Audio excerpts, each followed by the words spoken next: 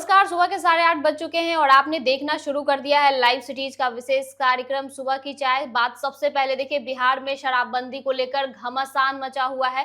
अब एनडीए के लोग भी शराबबंदी को लेकर सवाल कर रहे हैं, विपक्ष भी कर रहा है। इस पर चर्चा करेंगे, क्या बिहार में शराबबंदी खत्म होगी। इसके अलावा हम बात करेंगे, आज से 5 दिनों तक के लिए बैंक बंद रहने वाला है। वहीं हम चर्चा करेंगे, बिहार में शिक्षकों को लेकर शिक्षा मंत्री ने बड़ा फैसला किया है, उनको बड़ा इनाम दिया है। वहीं बात करेंगे, जेडीयू ने 1000 करोड़ का घोटाला किया है, आरोप लगाया है। आरजेडी ने सनसनीखेज खुलासा किया है। वहीं चर्चा करेंगे, आज से पीयू छात्र संघ चुनाव का जो है शुरू होने वाला है। इन तमाम मुद्दों पर चर्चा करने के लिए हमारे साथ senior journalist Ravi Upadhyay sir मौजूद है, जिनसे हम चर्चा करेंगे। सर, शराबबंदी को लेकर नीतीश सरकार क्या सोच रही है? नहीं, देखिए, निश्चित रूप से शराबबंदी की समीक्षा की बात बराबर जो है सो विपक्ष की ओर से तो अब तक कहा ही जाता था, लेकिन अब एनडीए के जो 5 पांडव हैं उनकी ओर से लगातार यह बात कही जा रही है कि इसकी समीक्षा होनी चाहिए। अब देखिए, सबसे बड़ी बात है कि जो रूलिंग पार्टी है, जो डबल इंजन की सरकार है, प्रचंड बहुमत के साथ जीत करके आई है, उसके ही विधायक आपको सदन से लेकर के सदन के बाहर तक कह रहे हैं, और कई कई तो विनय बिहारी तो भारतीय जनता पार्टी के हैं, वह भी कह रहे हैं कि शराब तो मिलता। लेकिन अब देखिए, सवाल तो है, यह बात समीक्षा किसी भी चीज की होनी चाहिए।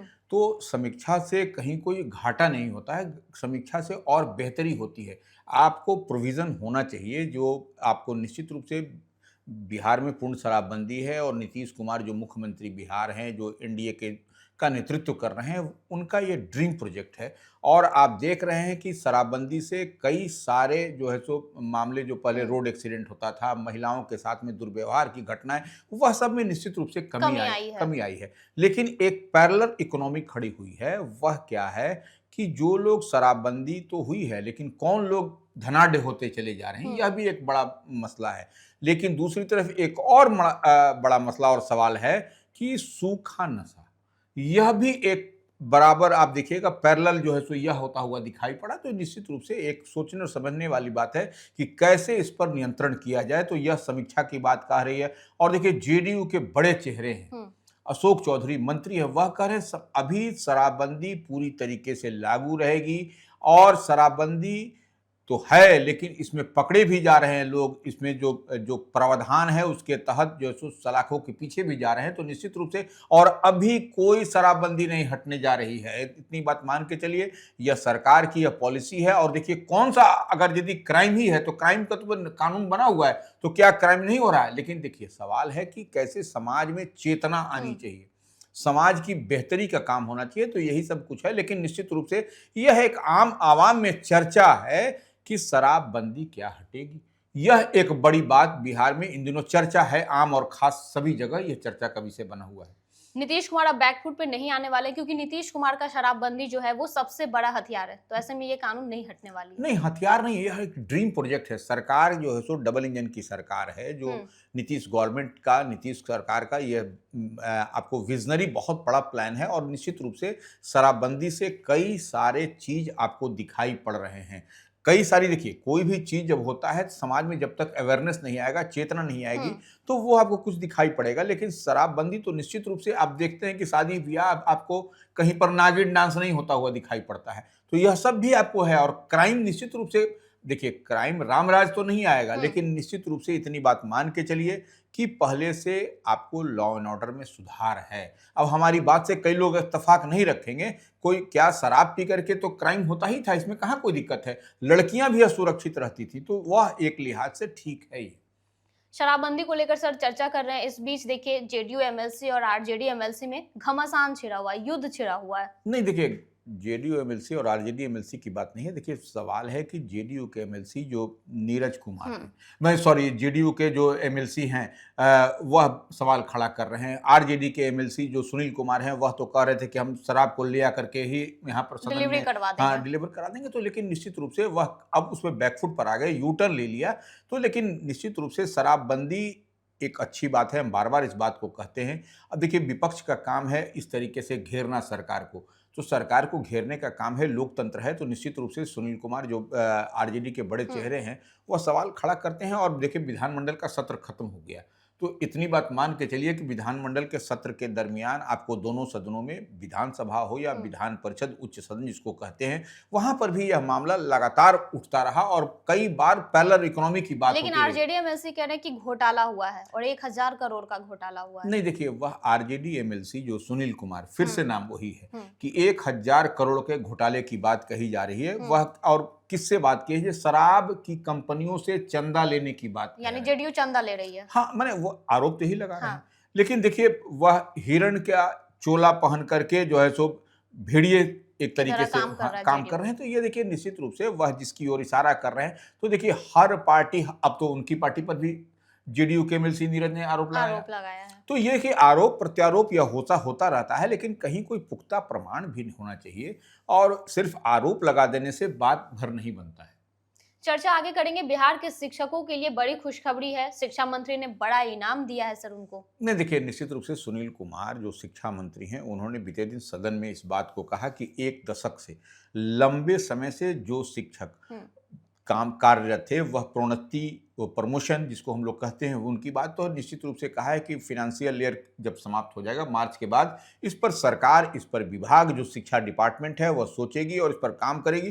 तो निश्चित रूप से मार्च के बाद जब नया फाइनेंशियल ईयर जब शुरू होगा, उस दरमियान आपको शिक्षा विभाग में कई आपको प्रोन्नति प्रमोशन की बात आपको होती हुई दिखाई पड़ेगी। तो एक बड़ा तोहफा सरकार देती हुई दिखाई पड़ेगी। और देखिए, इतना ही बात नहीं है, आप कई सारे देखिए अपॉइंटमेंट, नियुक्ति की भी बात कही गई है। तो नियुक्तियां भी होंगी, प्रमोशन भी होगा फाइनेंशियल ईयर की जब जैसी शुरुआत होगा माने मार्च के बाद आपको। तो ये शिक्षकों के लिए एक बड़ी खुशखबरी की बात है कि सरकार तोहफा देगी और ये बात सदन में कहा है उन्होंने। इस लिहाज से इस पर, इसकी ऑथेंटिसिटी पर, इसकी विश्वसनीयता पर मुहर लगती है। शिक्षा मंत्री ने एक बात ये भी कहा सर कि सबको हम खुश नहीं कर सकते हैं। देखिए, निश्चित रूप से आप सबको, आप पूरे सबको पूरी तौर पर सबको नहीं खुश रख सकते, लेकिन एक सेक्शन है, एक बड़ा सेक्शन है, लार्ज स्केल पर आप देखिएगा तो इस शिक्षकों की जो समस्या है प्रमोशन का, पदोन्नति का, तो वह अगर सॉर्ट आउट होगा तो निश्चित रूप से शिक्षकों के लिए एक बड़ी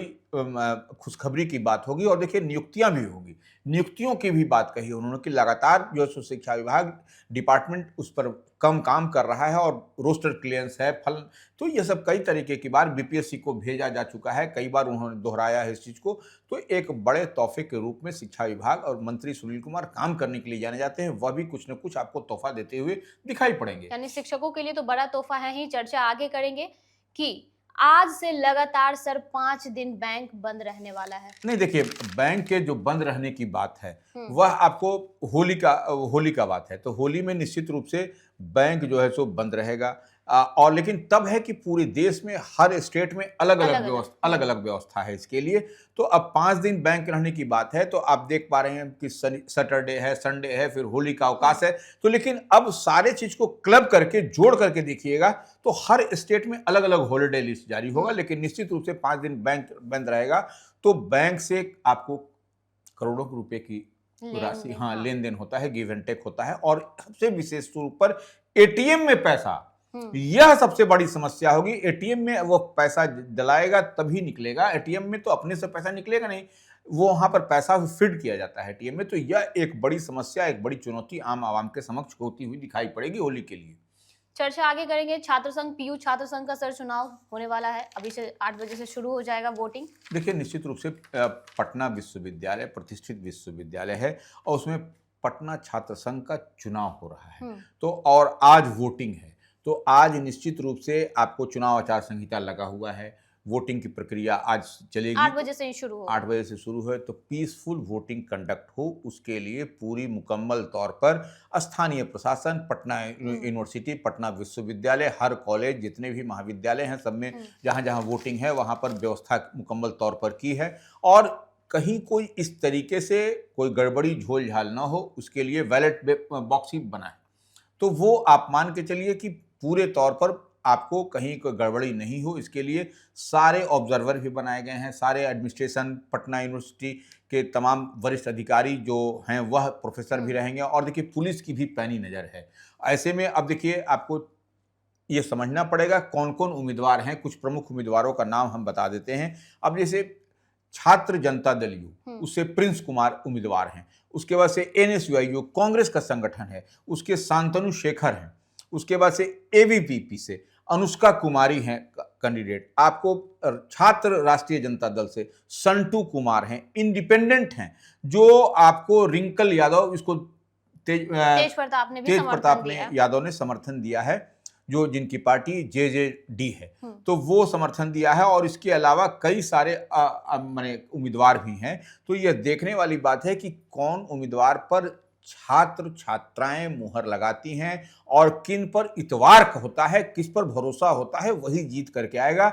लेकिन यह कांटे की लड़ाई दिखाई पड़ रही है सुबह में, जो हम लोग ट्रेंड देख पा रहे हैं। चर्चा तेजस्वी यादव को भी लेकर सर करेंगे। बीजेपी पर बड़ा आरोप लगाया है तेजस्वी ने। देखिए, तेजस्वी यादव निश्चित रूप से नेता प्रतिपक्ष हैं, तो ऐसे में आपको तेजस्वी यादव, जो केजरीवाल जो दिल्ली के चीफ मिनिस्टर हुआ करते थे, आम आदमी पार्टी के सर्वे सर्वा हैं, जिस तरीके से उनको कोर्ट से आपको उनको क्लीन चिट दिया गया है, उसी पर बोल रहे थे कि भारतीय जनता पार्टी का चाल चरित्र और चेहरा यह बेनकाब हो चुका है, सामने आ गया है। केजरीवाल और उनकी पार्टी के देखिए उप मुख्यमंत्री हुआ करते थे, कई सारे चेहरों को मैंने कोर्ट से ये फ्री कर दिया गया है, तो यह एक बड़ी बात है। और तेजस्वी यादव यह भी कहते हुए दिखाई पड़ रहे हैं कि विपक्ष के नेताओं को बदनाम किया जा रहा है, टारगेट किया जा रहा है, एक इसके लिए अलग से रणनीति बनाई जा रही है। और तेजस्वी यादव भी बोल रहे हैं कि हर प्लेटफॉर्म पर हम जो है सो लड़ेंगे। किससे लड़ेंगे? भारतीय जनता पार्टी से। न उनके पिताजी झुके हैं, न वह झुकेंगे। निश्चित रूप से लड़ाई और संघर्ष उनका जारी रहेगा, और जितनी बात होगी तेजस्वी यादव मत मान के चलिए, वह झुकने वाले नहीं है। झुकने वाले नहीं है, बीजेपी से लड़ने को तैयार, निश्चित रूप से लड़ने को तैयार है। आप देखें ना कि राज्यसभा का चुनाव होने जा रहा है, नोटिफिकेशन हो गया, 2 दिन हो गया, किस तरीके से आपको नोटिफिकेशन के दूसरे दिन, और देखिए आज तीसरा दिन है, अभी तक कोई उम्मीदवार नहीं। लेकिन तेजस्वी यादव ने महागठबंधन की ओर से छठा उम्मीदवार देने की कवायद कर ली है। और ओवैसी की पार्टी, जो वरिष्ठ ओवैसी की पार्टी है, AIMIM से उनकी वार्ता हो गई है। यह मुकम्मल तौर पर यह आपको दिखाई पड़ेगा कि चुनाव किस तरीके से होगा। राज्यसभा चुनाव को लेकर भी तेजस्वी की बड़ी तैयारी है। अगर अभी तक आपने हमारे चैनल को सब्सक्राइब नहीं किया है तो सब्सक्राइब कर ले, साथ ही फेसबुक पेज को भी लाइक कर ले। वीडियो देखने के लिए शुक्रिया।